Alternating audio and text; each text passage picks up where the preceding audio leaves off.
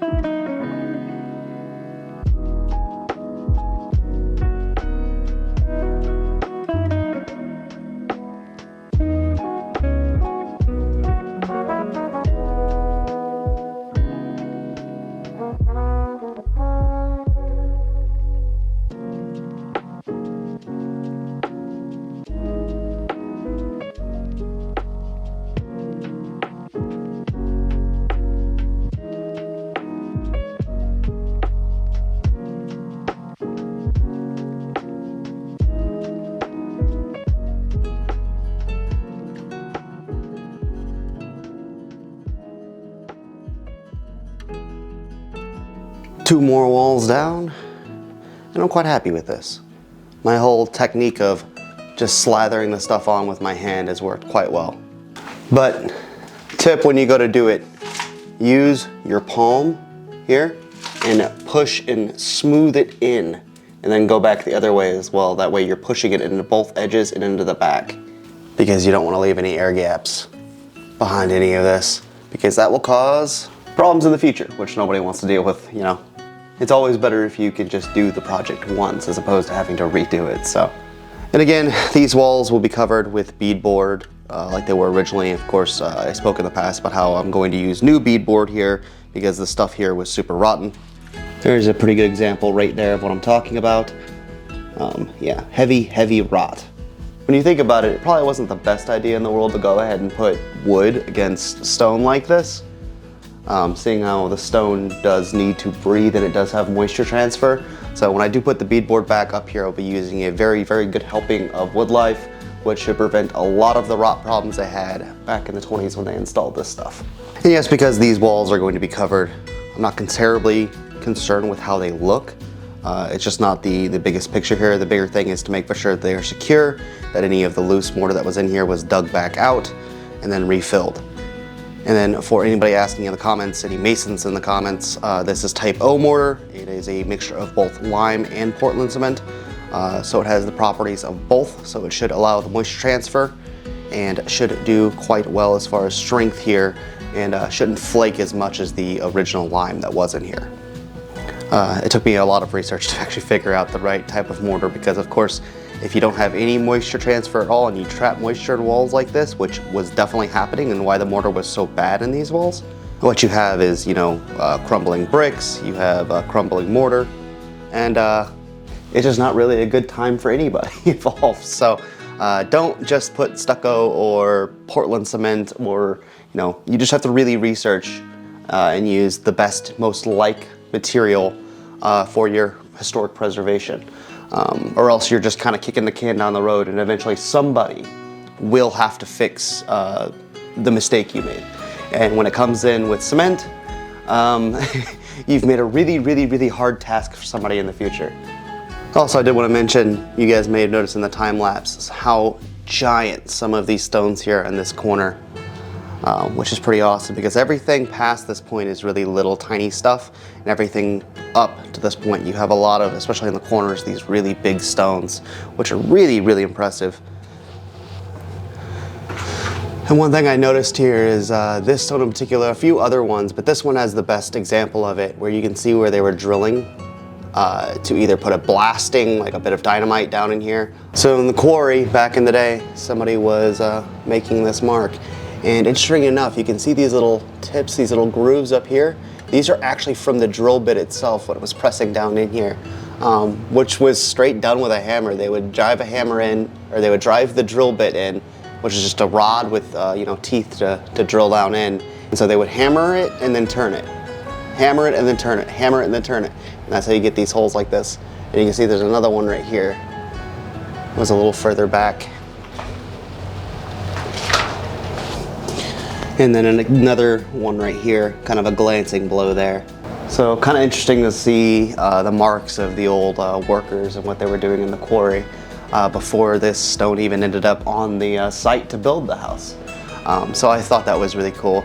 Kind of unfortunate because I will be hiding all of those marks, but I haven't gotten to the rest of the stone around the house, so who knows what I'll find as I do this. I also did find a seashell, but it was really difficult to see, so I didn't grab my camera and film it. But you know, it's also kind of cool as far as you know, if we're talking really long timelines, this used to be at the bottom of the ocean. This was the ocean floor, you know, this limestone. And most of it is made up of creatures, you know, of crustaceans. So, you know, you get seashells and things like that in this type of stone. And so it's kind of cool. It has a connection to the past and then a connection to the prehistoric past. So, I don't know, I always find those things interesting. So where we were working this week was just here, next week, and this is the other wall, this side of it.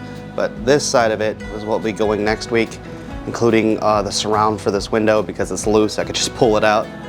So hopefully gonna take this all the way to this corner here, over here by my hot water heater, You can see they've got rendering on that one, which is cement, which I've already started pulling pieces of that off in some of the other rooms, and it is a mess, let me tell you. It's really difficult to get off.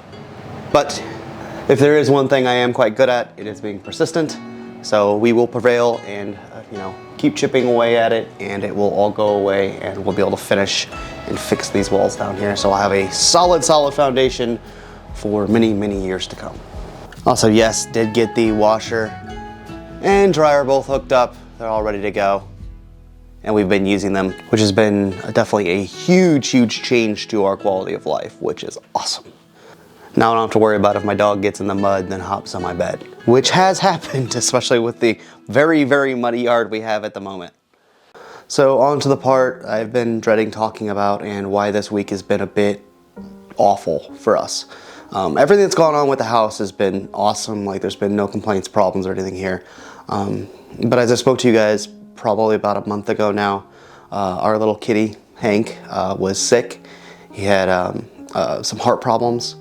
And he went to 2 different vets, and he was doing pretty well. And then last week he started not doing very well again. And we ended up losing him this week. We lost him on Saturday. Because he wasn't doing so well, that's why you guys didn't get one of these normal videos last week. And why there's not a huge, huge deal of work done this week, because I've been quite lethargic about the whole thing. You know, don't worry, I'm not gonna cry or anything, but I've done plenty of that this week already. But we lost a really, really important part of our family. And it really has torn up Kim quite bad. She's been crying all week about it, and of course, you know, that's what you do. I mean, I have to. It's been absolutely terrible to have to let go of something like that, to let go of such a bright spot in our lives and such a perpetual bit of positivity, you know? That's where our pets are to us. I want to thank you guys all who on the last video when I talked about this gave Hank all of the best wishes. Believe me, both Kim and I shared that with him. And yes, I know it's a cat, but I want to let you guys know that that meant an absolute lot to us. I do quickly want to share a fun little anecdote about Hank, because he was our baby. Last year, I did a tour. I've done thousands of tours here, by the way, but I did a tour with the local tour group society here. And all these ladies and a few guys came in a big tour bus, pulled up out front, and I had Kim actually take all the dogs because the doors were going to be open. I didn't want them to run out.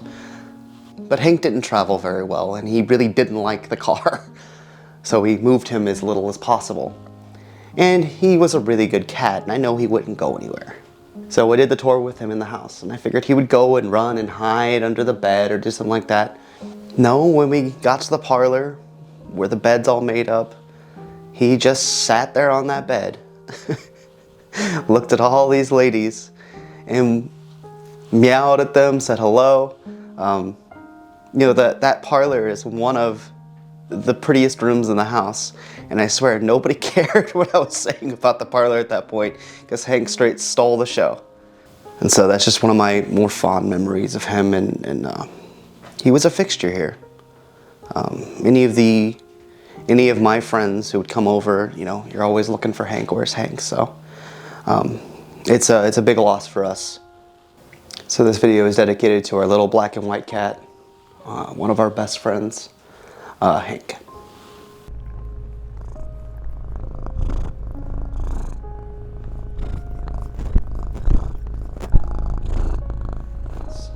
So I'm sorry to leave this on a downer.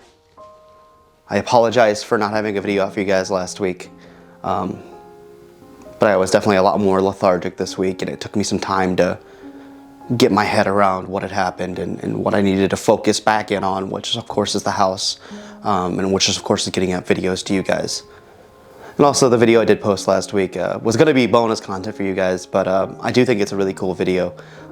It's my father's new house that he got, which is not Victorian, but I think it's a really unique and very cool experiment in architecture from the 50s, or late 40s to 1950.